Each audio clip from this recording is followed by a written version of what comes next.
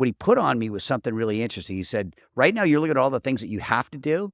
He goes, but what you're not doing is looking at what your kids are seeing right now.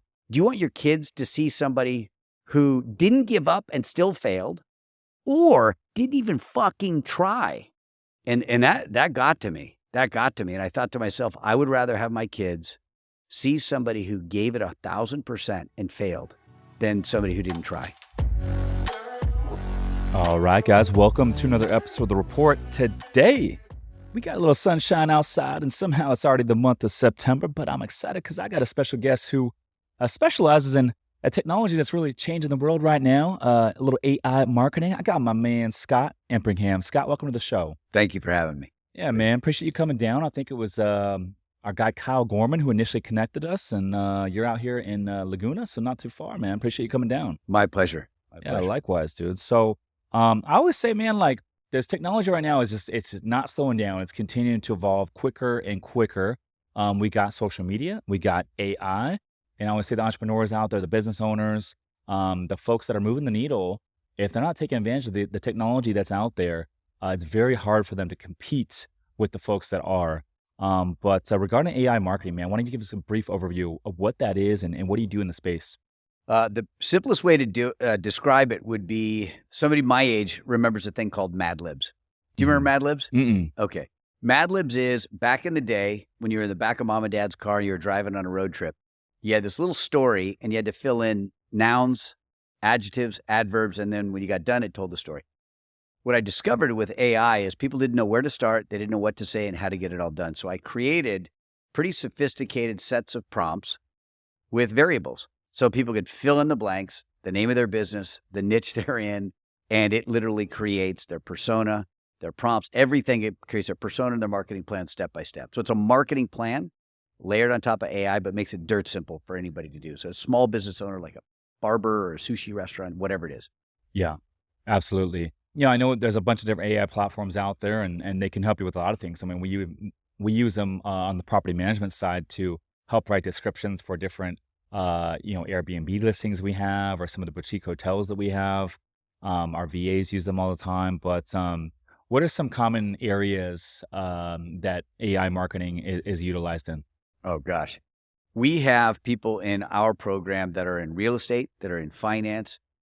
We serve large car manufacturers. We're working with Ford right now and Lincoln, all the way down to the individual dealership. So I can't think of a space that it's not touching. And if it's not if somebody's in an industry and it's not touching their industry, it's because they're not aware that their competitors are probably using it. What's the craziest form that you've seen AI used? That you're like, wow, this is crazy. No, man. Well, right now here's something that's crazy, but it's transformative, or it's actually, we have a dealership that was doing Meta ads and they were performing decently. And what we found is Meta loves creative. And so what we started using is a hybrid of HeyGen video, AI video, and some mid-journey prompts and things like that. So what we did was we are loading about 250 ads. We're maxing out the platform for this particular car company or car dealership. And we have HeyGen videos calling out every county, every city, every local landmark. So if it was down in San Diego, think about it. A video comes on and says, if you're in the gas lamp district and you're this and this, and they call it every single particular city and landmark for a fraction of the cost, without any spokesperson, without any talent fees, without anything like that. And they're able to generate leads beyond anything they've ever seen before, simply by using AI video and then localizing it, like hyper-localizing it, so they can call it every city, every county, every little local landmark, and just make it really, really appropriate for everybody in that market. That's crazy, man. That's crazy. So what are some ways, because we're always looking at new ways to improve the business and utilize technology. So we do a lot of social media marketing. We're bringing in influencers to come stay at some of our hotels, so we can collab with them and get a little bit more exposure, more eyeballs, if you would. I always say, personal branding is one of the most important assets that you can build for yourself today. And then, of course, AI. AI is changing the world in a lot of different ways. It's kind of scary to think about, what it's going to do to the workforce long term. But as you look, over the next 3 to 5 years, how do you see AI affecting the workforce out there? Oh, wow. Great question. So I think it's decimating marketing agencies if they don't change. For example, my previous agency, I had 40 employees. We did 11 million in sales every year. And we had copywriters, designers, editors, ad planners, ad managers, analytics team. Now with one virtual assistant and the right AI tools, you can have an agency-like expertise at your fingertips as opposed to having 25 employees. And now they're in Philippines. So we work with virtual assistants. They come into our program. They run through the coaching program. They get weekly coaching. They get monthly coaching. They get daily coaching. And they act as agencies. So the marketing agencies that aren't pivoting and aren't using AI tools and technologies, I think are getting decimated. And I've got people in my program that used to have a AI or a marketing agency, and they're just gutted. They're gutted because they didn't adapt quickly enough. So one person with technology could do the job of the old agency with 40 employees. Yeah. So what, I mean, like, give us an example. So someone listening to this and let's say they got a smaller business, more of a, traditional business, like let's say laundromat business, for example. How can one use AI to maybe transform or improve their business? Yeah, great question. So I'll give you one actually closer to maybe real estate. A guy came to us and he does reverse mortgages. And he had a real specific niche. And he said, I think my ideal customer are retired homeowners. What we found out when we actually used some AI tools, his real target market was financial planners that had homeowners as clients. That was step one. So it's identifying the real ideal customer. And then it was a question of how do you get in front of them? LinkedIn, a podcast, inviting them on a podcast. So he created a podcast, but he said, well, I don't know how to create a podcast. The virtual assistant created the podcast. He did it on Zoom. He cut it up using video.ai, and he had to do nothing except a Zoom call with a financial planner. The name of the podcast was done by AI. The podcast was run by the virtual assistant. They took the recording of the video when it was done, ran it through video.ai. It gave him 60 clips that he could now push out on LinkedIn, Facebook, and whatever. And it gave him the ability to act like he had an agency when really he had just a virtual assistant. There was a little bit of coaching there where he'd started a podcast, but it was nothing more than a recorded Zoom call. He had content, an email campaign, Facebook, Meta, LinkedIn, a direct outreach, and a follow-up email campaign, all done with one virtual assistant for about $1,500 a month and about a couple $100 in AI tools. That's a lot of work to get done for a reverse mortgage guy. Within about 60 days, he had 250 leads of financial planners that he was now working with. 25 or 30 of them came on his podcast, his Zoom call, and he started getting referrals. That was all he needed. It took about 90 days, 120 days to get there, and he had all the deal flow he needed, and now he's cranking. So did he actually start a podcast in this example, or yeah, he did? Yeah, but in the loosest sense, it wasn't like a setup like this, but it was a Zoom call. He called it Wealth Wisdom. He targeted financial planners. And first he said, well, I don't want to do a podcast. Who wants to know about reverse mortgages? I said, don't worry about reverse mortgages. It's going to be a lead magnet for you. So what are you suggesting? And so we called it Wealth Wisdom, and he would invite financial planners on to talk about their view of what wealth positions people should be in over the next 90 or 120 days. And he got lots of people, financial planners, on his podcast. And then afterwards, they would say, what is it you do? Well, I do reverse mortgages. And then he got referrals from them. And it was a Zoom call, recorded Zoom call. Yeah, that's interesting, man. My first podcast, for the folks out there that don't know, this is my second podcast. And I had one before this. It was called the Multifamily Takeoff. And I had two co-hosts, or two partners of mine. We bought real estate together, and we just started interviewing apartment investors, and that was all virtual. It was done via Zoom. And I remember having Grant Cardone on, like episode 22. We didn't even have video. It was audio only. And talk about an opportunity to have Grant Cardone on, and we didn't have any video. And I was so nervous. I didn't know what I was doing. And I was just interviewing people. I was literally just asking them questions that I legitimately have. But through that podcast, we raised a lot of money. I built a lot of relationships. I got a lot of questions answered that I personally had about the apartment space. And that's why I said, dude, like, the podcast is one of the best things that anyone can be doing right now. And so when I split up with those partners, I started this one. I said, hey, you guys keep the podcast. I'm going to start my own. And they still have that going. It's called the Real Estate Takeoff. And now I got this one. So I took everything I liked and didn't like, and I put it in this one. And yeah, it's been fun. The in-person, though, is where it's at.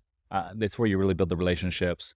And yeah, it's been great. But this is my second go around. I love what you said, though, because a lot of people think that you have to do it perfect. And the idea is just get it started. And he was like, think about the reverse mortgage It business. does not need to be perfect at all. Didn't Yes. Yes. And he's in a category where that was really innovative for him to do a Zoom call and then to cut it up and then tell the other guy, the financial planner, don't worry about it. My team will edit all the content. We'll send you all the content. It was so easy for him to get guests because everybody in the financial planning space, if they're a mid-level guy or a decently, like if they're Newport Beach, Orange County, they want content. If they say that you'll get content for free, that's great. And that was a great lead magnet for him. And he just needed to just start at the very beginning. It didn't have to be perfect at all. That's a good example. So, Kyle mentioned you do some traveling too. What are some cool spots that you go to? I'm off to Singapore in 2 weeks with my wife, and I'll be speaking to the EO Singapore Entrepreneur Group. It's an entrepreneur organization, the Singapore chapter, and I'll be going and doing a 2-day workshop, walking business owners through basically 2 hours one day and then 2 hours the next day of designing an entire marketing plan from scratch using AI tools and my marketing platform, my approach, and then executing it. So they'll walk out in 2 days with absolutely nailed 2 or 3 core niches where all their money is going to be. A marketing plan, all their ads, emails, blogs, video scripts, videos, all using AI tools, all for free, and walk out with an entire campaign ready to go to execute that day. Yeah. Now, one thing I will say is this though, like, for the people out there that are like building their personal brands, creating content, I think AI does have a lot of tech out there. They can do subtitles and captions and they can even chop up videos. But I will say this, if you want to grow and you want to, strategically grow your audience and really make a splash, you gotta put a lot more work into it. Like the stuff that we do with our content and our team is like we are, trying to identify clips through this podcast that have the best chance to do really well on social. And so sometimes that might mean taking a hook from minute 17, having a body from minute 42, and having a call to action from minute 31.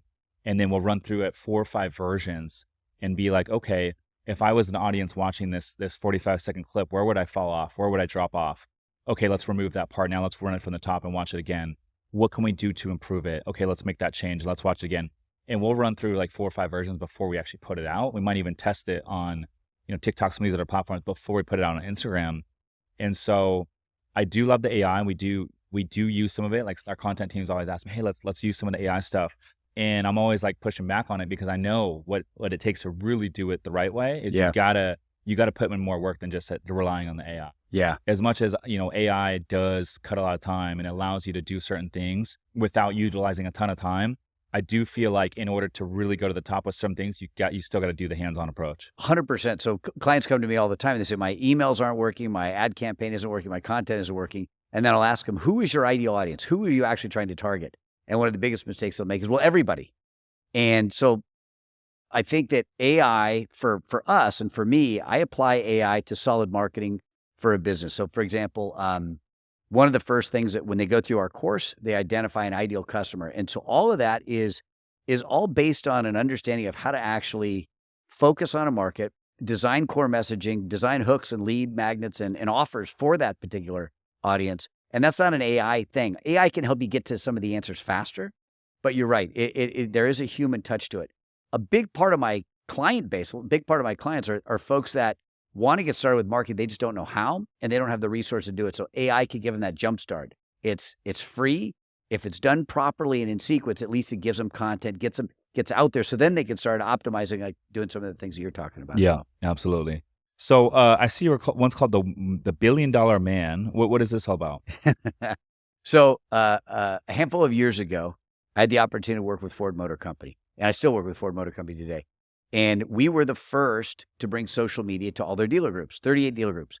We launched a campaign that the morning it launched, I got a call about 4 o'clock in the morning from their IT department, and they said, all of Ford Motor Company has been brought down, like the IT, all the lead.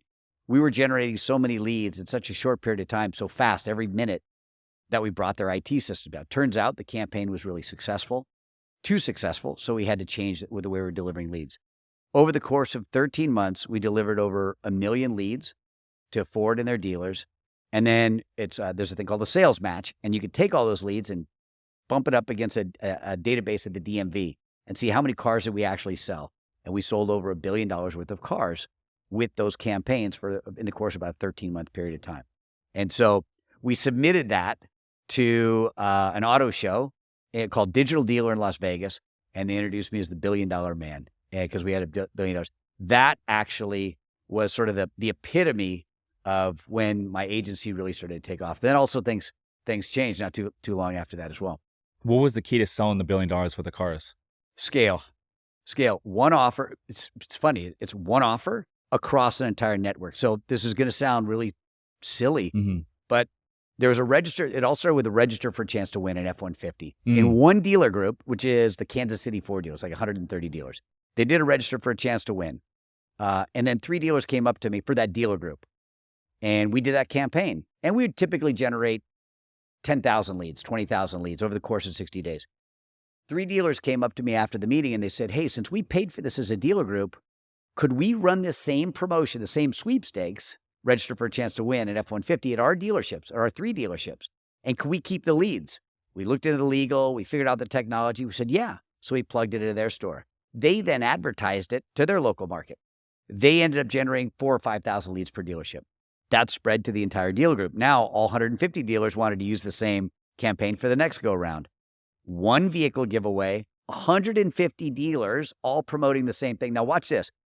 For a dealer group, and this gets really into the weeds, so I don't know if this is going to be interesting to anybody but me or your car dealer. Let's say you got $50,000 of advertising for that dealer group to promote that vehicle giveaway, but you got 125 or 150 dealers in that market, and they all put $2,000 in media behind that same campaign. The dealer spend outspends the dealer group spend by a significant margin. That thing took off, and 1 vehicle giveaway ended up generating hundreds of thousands of leads, and then that duplicated across the entire system. So Ford Motor Company said, what if we did 1 vehicle giveaway and all 38 dealer groups picked it up and all the dealers picked it up? They have 2,500 dealers. They said we'd need a vendor to be able to pull that off. And it was our idea. We got to execute it. So we had 1 vehicle giveaway, 1 register for a chance to win, 38 dealer groups and 2,500 dealers support it with individual media buys. The thing exploded. And 1 offer, 1 platform, 1 sales event, 4 times a year. Fucking crushed it. And beyond anything we could have ever imagined. The dealers that paid $2,000 a pop, what were they getting out of it? Great question. Leads. So for example, dealers typically say, well, I do social media, but I get nothing for it. I get nothing. Like I get some awareness. I get impressions. I get clicks, but I don't get, these were getting register for a chance to win. Empringham Ford was getting the leads into their own CRM system, and then we'd be able to match it back to sales. And the best part is you can do a register for a chance to win an F-150. You don't have to pay for the vehicle. You don't have to pay for the creative. You don't have to pay for all the legal and all the stuff. It's like a $250,000 campaign for all the creative and everything. You have to pay like $2,000 and another $500 to my company to run that campaign, and you get the 5,000 or 10,000 leads. You sell 2 cars, 2 trucks. You're making money. So they got 100% of the leads, and they didn't have to pay the freight on the entire campaign. That was scale and leverage. And when we had that, all the dealers started to pick it up, and all of a sudden our business took off because everybody's paying us the $500 a month, happily. But $500 a month times 2,000 is a great number. And all the dealers were getting the leads individually. Yeah. So even the dealers that sell, let's say, BMW, they're going to give away the Ford? No, sorry. Okay. So it's just for Ford dealers. Only for Ford. Okay. Yeah, it was Ford Motor Company sponsored it, and then for all the Ford dealers. Okay. I was going to say it's a little bit cross promotion right there. Yeah. Yeah. That's cool, though. Yeah. I feel like the giveaways, if done correctly, can be a big pull. 100%. Because then you got all the follow-up. Then we installed an entire follow-up campaign for them. They're upper funnel, but these people are interested in a truck. They're in the local markets. Very inexpensive leads. And gave them an opportunity to talk to new customers. I love that. What are some other like unique promos like that have worked well? We did one where we got a chance to work with Rolling Stones producer Don Was and a guy named Chris Sharma. It was called Gimme the Gig, and it was one of the very first campaigns of its type. We got a call from Ford Motor Company, a guy named Tom Grill, and he's in the Western United States. He ran the entire market, and he was close to the Rolling Stones guys. And we were having sushi one night, and he goes, wouldn't it be cool if we did something totally different for Ford? I said, well, what do you have in mind? And he goes, we should do something for the Ford Fiesta at the time. It was a younger vehicle. It was like a $15,000, $20,000 vehicle for a younger market. And he goes, "You know, what'd be really cool is if we tied it in with musicians, because he plays guitar. He's got like 100, 200 guitars. He goes, I'd love to do a music-related campaign." We started talking about it a little bit, and we decided to do kind of like an audition type of campaign, almost like we called it "Give Me the Gig" over sushi. And at the time I drank, we were drinking some sake. We called it "Give Me the Gig." And he said, "What if we gave musicians all around Western United States a chance to not only win a car, but get produced by Rolling Stones producer Don Was and Chris Sharma, and then Gibson will sponsor this." And we brought in all these partners. Some of the partners fell out, but Rolling Stones guys were in. Ford was in. We gave them all kinds of equipment. We gave them a shot to play at the Roxy. Was it Roxy? Yeah, I think it was a Roxy in L.A. with all these great sort of people that were judging the finalists. The campaign took off. I forget how many people ended up, like, gosh, it was probably 10,000 bands entered. But when they entered, they're talking about the Ford Fiesta. It went crazy and absolutely put my agency on the map, where we were the agency behind it. It was the first social media campaign of its type. It was a register for a chance to win. It went viral before it was like this is way back in the day too, before like viral was a thing.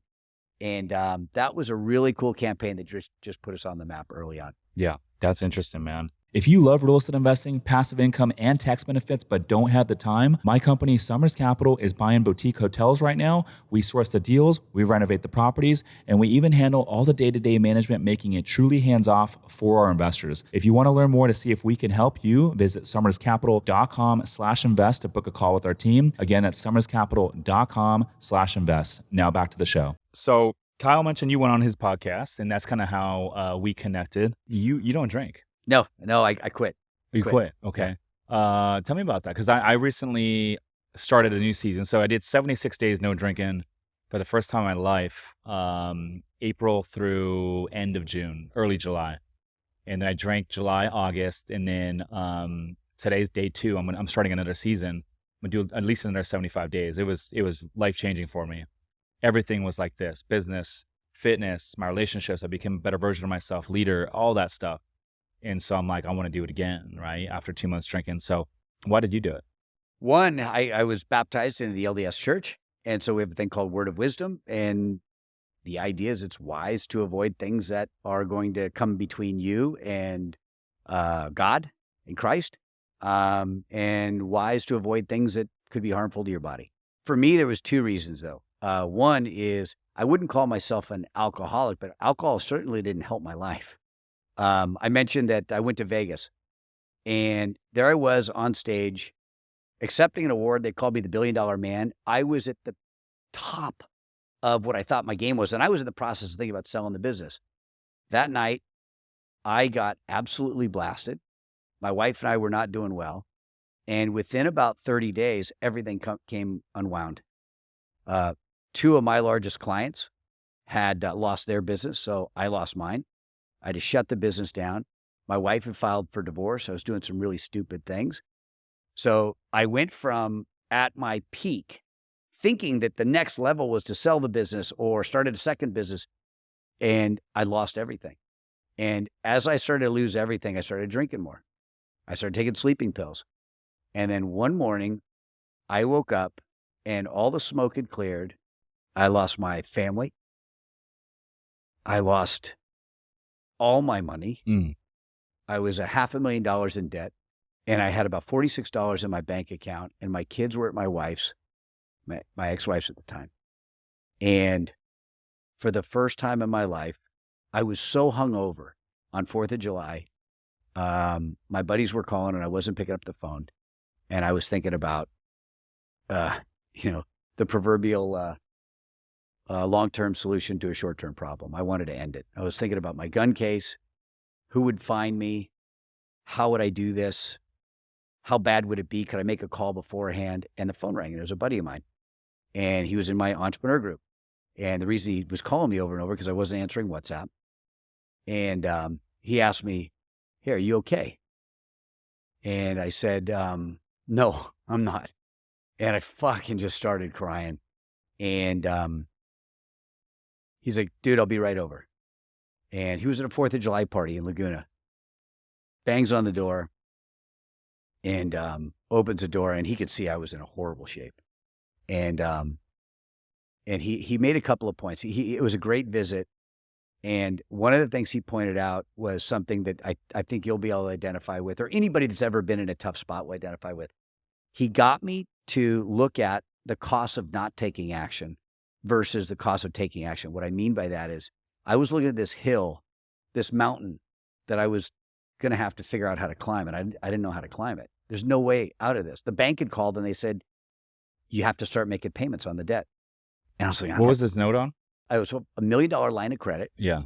I was into it for about $750,000, but when all the smoke cleared and I liquidated everything for my company, I still had a $500,000 line of credit. I'd forgotten about it. I mean, my life was in such shambles that just didn't even think about it. And there I was, broke, hammered most of the time, still an entrepreneur organization. And the bank called and they said, you got to come on in because we need a payment in about 30 days. We can extend it to about 90 days, but it's going to be around $30,000 because we got to accelerate the payment. You no longer have any asset other than your home behind it. So I went from 3 homes now to 1 home, no money, nothing. And I said, what am I going to do? And I knew I needed to make some big changes. And alcohol was one of the changes. And even before that was faith for me. It brought me to my knees, and that brought me to a decision about Christ, about God. So tell me a little bit about how that alcohol affected you by stopping, because obviously that was your low point. And no one wants to be in that position. But, I just saw it firsthand, right? It was like 76 days, no drinking. I saw what that did for me. Drank for a couple months. And, I always say, like, we're either growing or we're dying. There's no such thing as just maintaining, right? People say, I'm going to take my foot off the gas and maintain for a month or two. And there's really no such thing. You're going to get passed up. It's a competitive world and space that we play in. So for me, I noticed a big difference in a lot of things. And so now I'm back on the no drinking game, and I'm going to do 75 days at least, maybe more. But how did that, you just mentioned your low point. How did the no drinking change things for you? I stopped making, most of the big mistakes I've made in my life have been self-inflicted. It's me making really bad choices. I still make bad choices, but I don't make as bad a choice as I did when I was drinking. The second thing I noticed was I'm reading a great book, The Gap and the Gain, A Gain in the Gap. And he makes a great point. Typically, children will amplify the mistakes of their father. Meaning, do you have kids? No, not yet. When you do, if you choose to have kids, you'll notice that your kids emulate you. They copy you. I was with a friend, and a friend of my wife's, and she was taking her kids somewhere, and she'd had a bad day.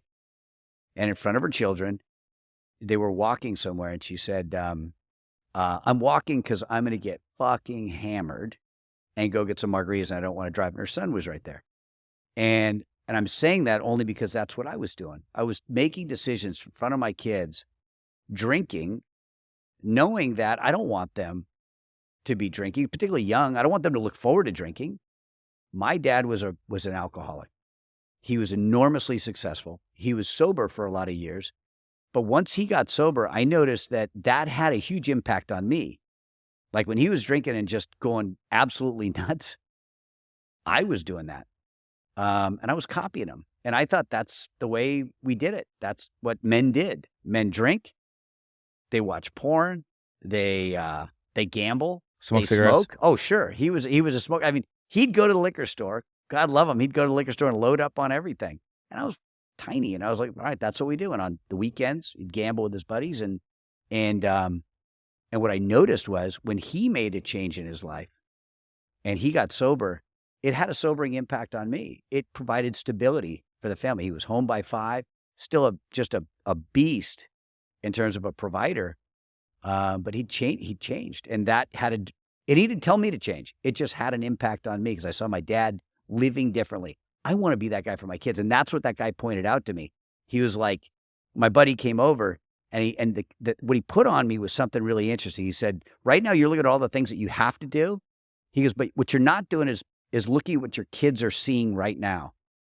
Do you want your kids to see somebody who didn't give up and still failed or didn't even fucking try?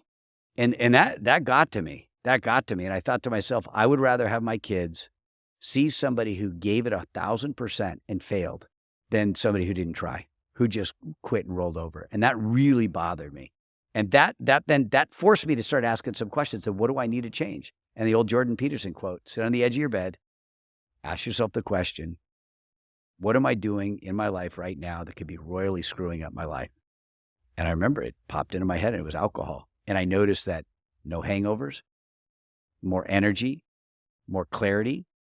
I got some pushback. A woman I was dating at the time, she's like, I want a guy that drinks. I want to be able to drink with my guy. And as I kissed that relationship goodbye, I almost knew instantly it was a right decision. You know, I mean, when people are leaving your life because you're not drinking alcohol, I think that's probably a good thing. Yeah. No, absolutely. I can resonate with literally everything that you said. And so how long has it been since you've drank? 2-3 years. Yeah. Yeah, it's been a while. I stopped counting the days, but it's been a while. I don't think about it anymore. For me, that's Did you ever go back to it? Would I ever go back? Did you ever? Or you stopped and that was it? No, I did. Two things. One is I was with a buddy and same buddy having sushi probably about 6 months after. We're getting sake and I'd been baptized and I'd quit and I drank some sake almost automatically. I thought, shit. One sake was done. Another time was far more conscious. And this is actually, I went to my regular Thai restaurant. This is probably about a year after, been sober and been just sailing. I used to go to this Thai restaurant every night, or like when I was a single guy, after I got a divorce, I would go to this Thai restaurant. While they were making my food, I would like get a glass of wine, red wine. And so I go to this Thai restaurant and I get my food and she goes, glass of wine? I said, and I knew this time I was thinking about it. And I thought, nobody will probably see me. Yeah, I'm going to get one. She gives me a glass of wine and I'm sitting it on the table, looking at it, and I'm debating in my head whether I'm going to drink this thing or not. A buddy of mine from church comes up with his entire family. And to his credit, he doesn't even look at the wine. He just, he gives me a big hug. Hey, how you doing? Good to see you. And I felt like that was a sign. I felt like that was a beautiful moment. He didn't say a word. He didn't point it out. He didn't shame me. He didn't guilt me. In fact, he did the opposite. Great to see you. Hope you're doing great. I love this restaurant. My wife and my kids come here all the time. Guy was a total stud. He went and sat down and I looked at the glass. I was like, I'm done, man. I'm done. Thank you. Thank you. That was perfect. That was maybe the kick I needed. And for me, it was an ingrained thing. I mean, I made some changes in my life at like 52 and I'd been living a certain way since pretty early on. Yeah, man. I mean, I went back to it for a couple months because I was like, I had done and accomplished everything I wanted to in those 76 days. I was ready to be back for a little bit, enjoy it. So I did for like July, August, but I quickly realized like the difference of how good I felt when I was not drinking. That was the first time I ever did it. And I got used to like all that energy and like all the production. And for me, happiness stems from growth and progress. And so the second I stopped progressing, I stopped, growing, or I knew that I'm not living my full potential. It kills me. It kills me.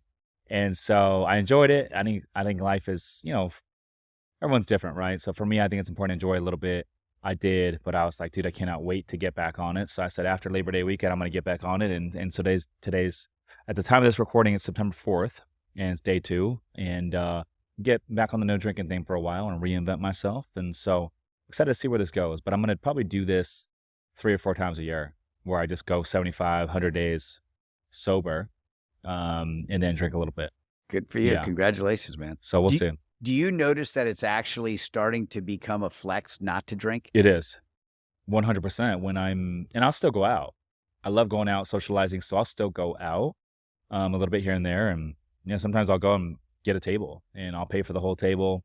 Everyone's drinking around me and I don't even drink. And like, the bottle girl like hands me a drink. I'm like, hey, I don't drink. So the people are like, oh, like it is kind of a flex. Yeah. Because it shows that you're dialed. Yeah. Yeah. And I, David Goggins, this hit me too. You read David Goggins Can't Hurt Me? No. It's a great book. God, you dig it. You'd like it. In that book, one of the concepts is how to be elite among elite men. Like that's the goal. So he was Navy SEAL and he was all these other things, one of the most elite fighting force. But then when he got into that club, he realized that he's in this group of elite fighting men.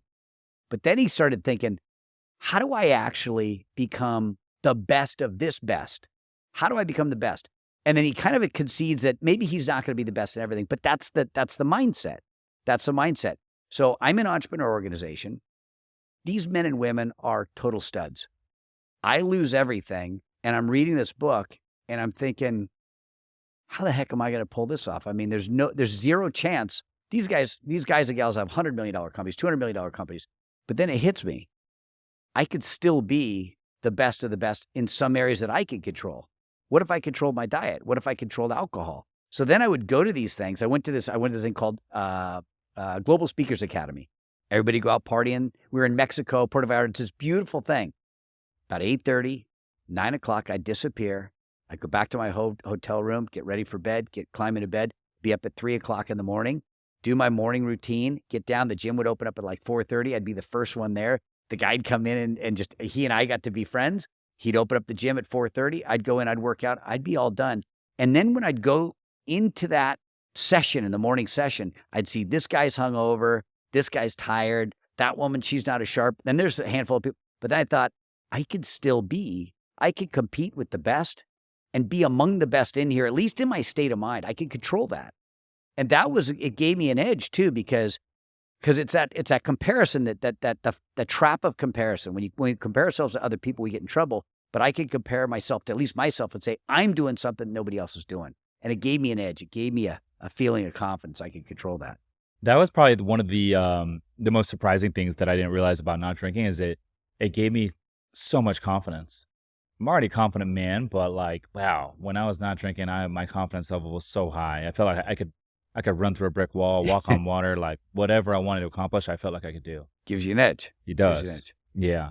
And just clarity. The memory was so good and crisp. Everything. There was not one bad thing that came out of it. So yeah, I mean, yeah.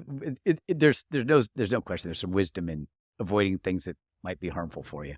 Yeah. No, absolutely, absolutely. So what you said something about before we started recording, 75 days hard, but you do 100 days hard. What does that mean? Yeah. It sort of morphed.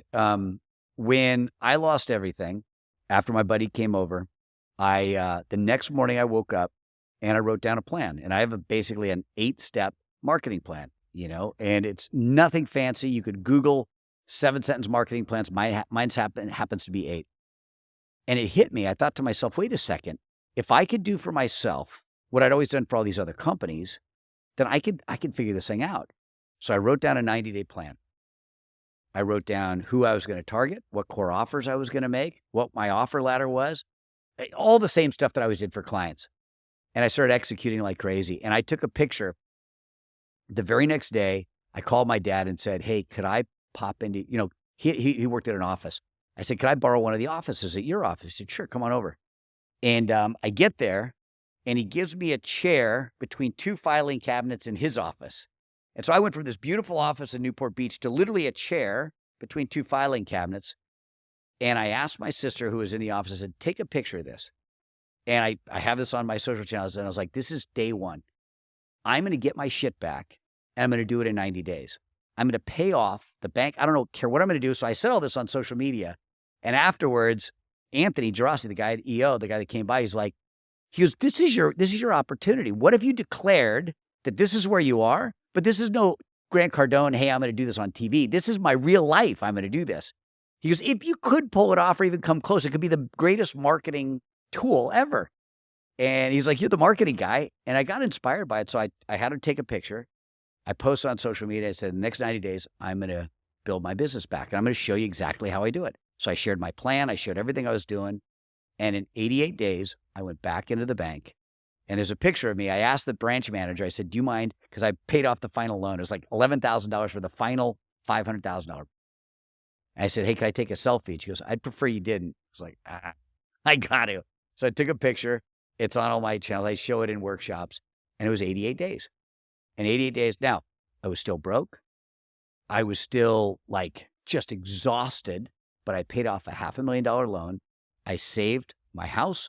I relaunched my agency. I relaunched a social media, at the time it was a social media coaching company, and a social media course to build it back. As it evolved, it became 100 days because I saw the biggest mistake people were making is not that they didn't understand marketing, not that they couldn't market to an audience, but most people gave up.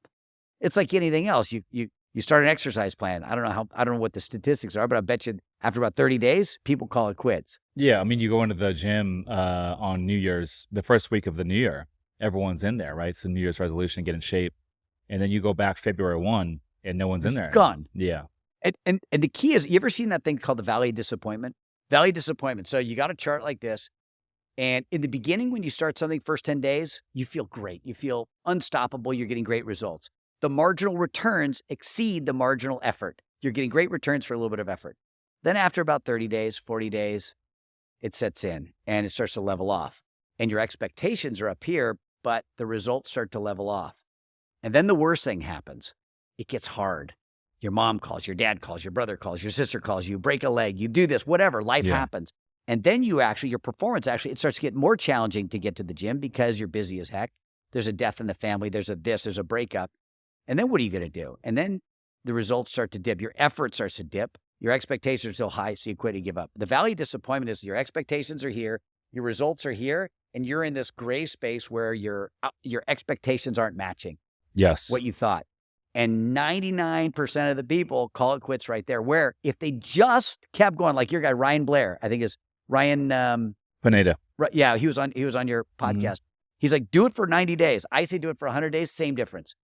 You do it for 100 days, 100 videos a day, or whatever it is, something happens.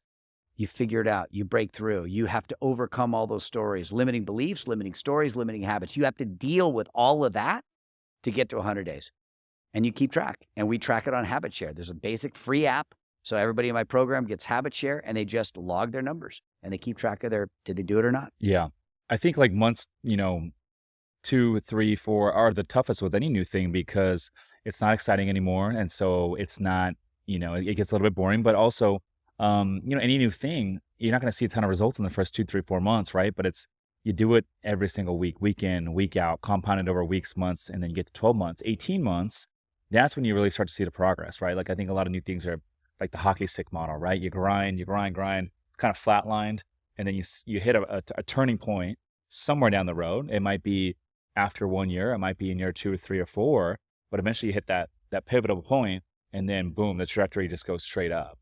And a lot of people drop out in that first flat line to where they never actually hit that pivotal point. Yeah. And you touch on something really key. The reality is a lot of times it takes 2 and 3 years, but nobody wants to hear that. Nobody, especially if you're a new business owner.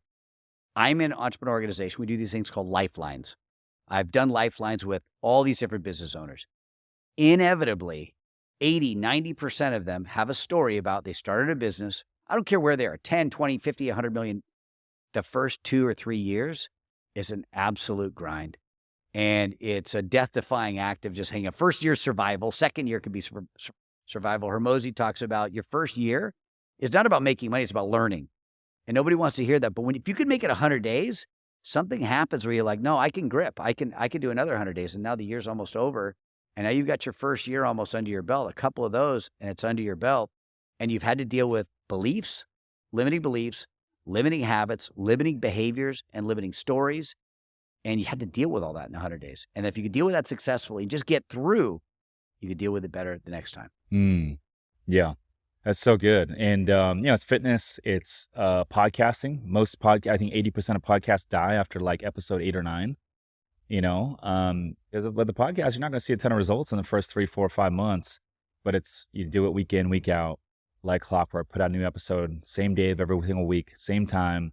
And then it starts to build trust at scale, right? People start to expect it. People start to view you as the expert, and then people start sharing it. And then you get into year 2, 3, 4. That's really where the growth happens. So I love that you said that. Love that you brought that up. So, you stopped drinking and you got this marketing business.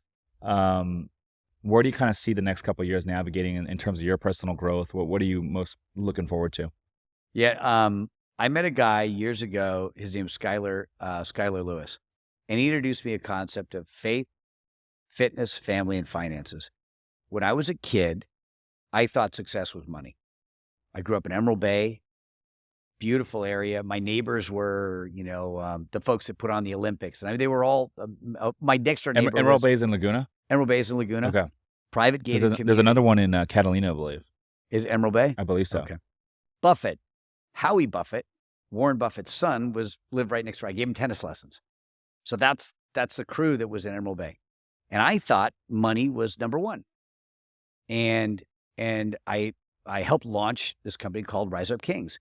And Skylar Lewis was my client, my friend, and he introduced me to this concept, and it really resonated with me. And for me, that made a lot of sense, which is, where am I going over the next couple of years? I'm going to worry about my foundation. For me, the foundation is sort of like a tabletop. I have my faith, my fitness, my family, and my finances. Finances come last. They're super critical. I don't want a wobbly table. I need to be able to provide and protect for my family. But faith is number one. If that's in place, everything, it's like I'm playing in a different space in my head. When I have my faith solid, then everything else starts to make sense. Then it's fit.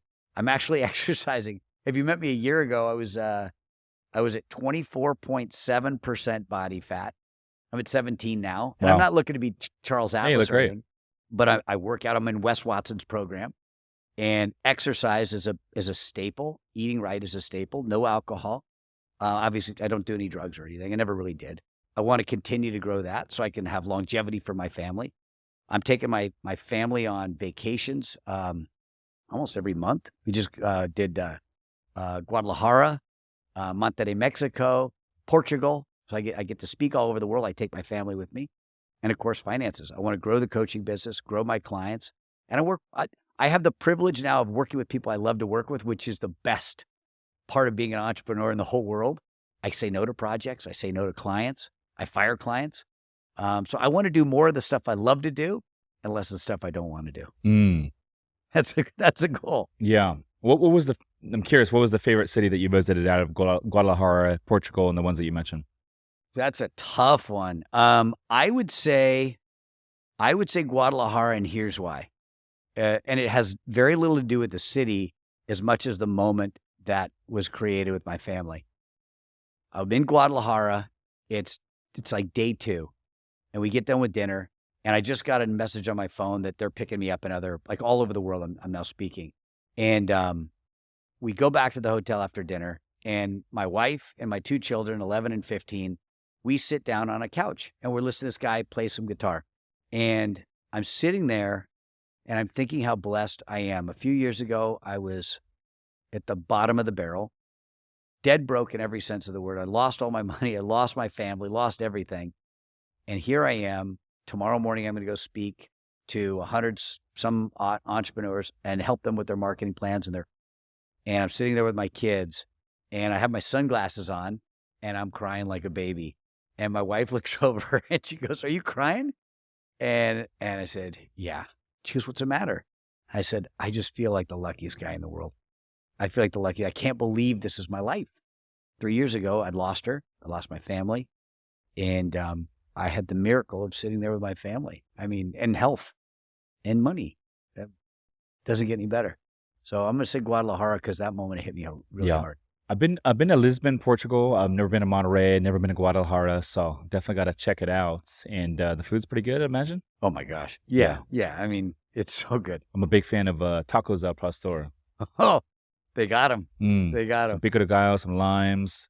I'll always like the street taco versions too. Like they got the pineapple up top. They chop it into the tacos al pastor. It's so freaking good, man.